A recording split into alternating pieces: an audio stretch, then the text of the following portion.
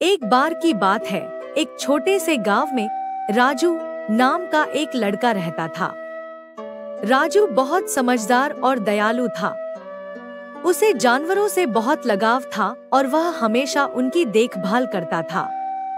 गांव के पास एक घना जंगल था जिसमें बहुत सारे जानवर रहते थे। लेकिन उस जंगल में एक दिन अजीब घटना घटी।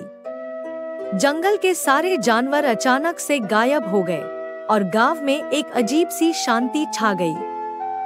गांव के लोग बहुत परेशान हो गए। वे नहीं समझ पा रहे थे कि आखिर जानवर कहाँ चले गए। राजू भी इस बात से बहुत चिंतित था।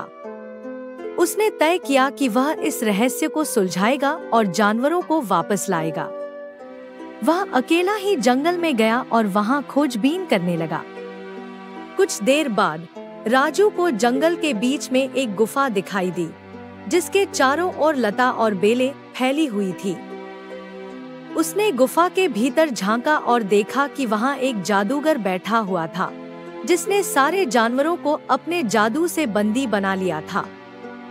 राजू ने साहस जुटाया और जादूगर के सामने जाकर कहा, तुमने ये जानवर क्यों कैद किए हैं? इन्हें छोड़ दो, ये जंगल का हिस्सा है।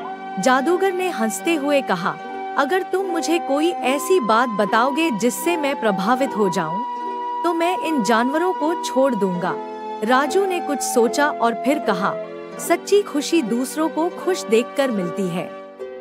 अगर तुम इन जानवरों को छोड़ दोगे तो उनका और गांव वालों का आशीर्वाद तुम्हारे साथ रहेगा और यही तुम्हारे लिए सबसे बड़ा खजाना होगा।